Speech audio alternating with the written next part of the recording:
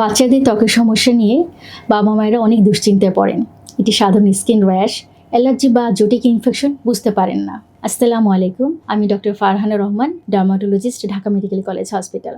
আমি আজ আপনাদের বাচ্চাদের কিছু কমন রোগের কথা বলবো। প্রথমত, অ্যাটোপিক ডার্মাটাইটিস বা অ্যাটোপিক একজিমা, যা একটি ক্রনিক বা দীর্ঘমেয়াদী রোগ। এটি 50% ক্ষেত্রে বাচ্চাদের লাইফের প্রথম বছর বয়সেই আসে, আবার অনেক সময় 2 মাস থেকে 2 বছর, 2 বছর থেকে 10 বছর এবং 30 বছরের মধ্যে হতে পারে এবং রেজলিউশনে যায় 13 বছর বয়সে। বাচ্চাদের এটা জন্মের কয়েক মাসের মধ্যে মাথায়, মুখে, কোণ এবং হাঁটুর ভাঁজে লাল তীব্র চুলকানিযুক্ত লক্ষণ দেখা দেয়। এটি আসলে আমাদের শরীরের ত্বকের সুরক্ষা যে দেওয়াল আছে বা স্কিন ব্যারিয়ার, সেটি ভেঙে গেলে এই রোগটি দেখা দেয়।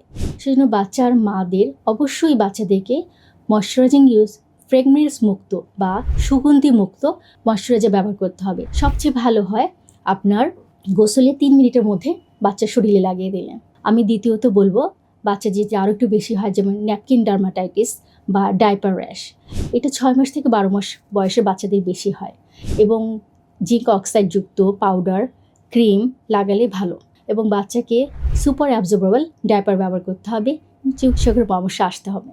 আরেকটা রোগ আছে বাচ্চাদের খুব বেশি হয়, সেটা হচ্ছে ইমপ্যাটিগো বা ব্যাকটেরিয়াল ইনফেকশন। এটি গরমে বা কোনো ব্যাকটেরিয়াল ইনফেকশনের কারণে বাচ্চার নাকে, মুখে পানি বিচিযুক্ত দানা হয়। পরে এটি ব্রাউন অথবা গোল্ডেন ক্রাস্টের মতন রূপ নেয়, যা ছোঁয়াচে রোগ এবং সেটা শরীরে অন্যান্য অংশ চলে যেতে পারে।